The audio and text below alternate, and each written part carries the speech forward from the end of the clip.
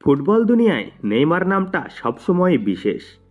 একদিকে অসাধারণ প্রতিভা, অন্যদিকে অনবরত সমালোচনা।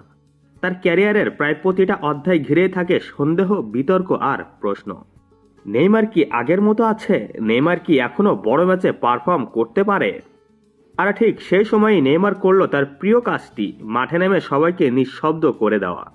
জুভেন্তেদের মাঠে সান্তোস এফসির হয়ে নেইমার করলেন দুর্দান্ত হ্যাটট্রিক।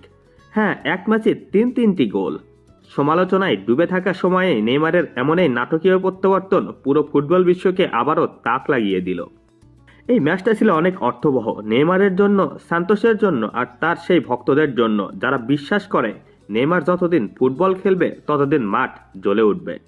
লম্বা ইনজুরি, ক্যারিয়ারের অনিশ্চয়তা, সৌদি অধ্যায় নিয়ে সমালোচনা, সবকিছু মিলিয়ে গত কয়েক মাস নেইমারের জন্য সহজ ছিল না। অনেকেই বলেছিল সে আর আগের নেইমার নয়। কেউ কেউ তো বলেই বসেছিল এবার শেষ। কিন্তু নেইমার কখনোই শুধু মাঠের প্লেয়ার না, তিনি এক ধরনের অনুভূতি, যে অনুভূতি সবাইকে ভুল প্রমাণ করতে চায় নিজের পারফরমেন্স দিয়ে। জুভেন্তেদের বিপক্ষে তার এই হ্যাটট্রিক ছিল কেবল গোল করা নয়, এটা ছিল একটা বার্তা, একটা ঘোষণা, একটা উত্তর।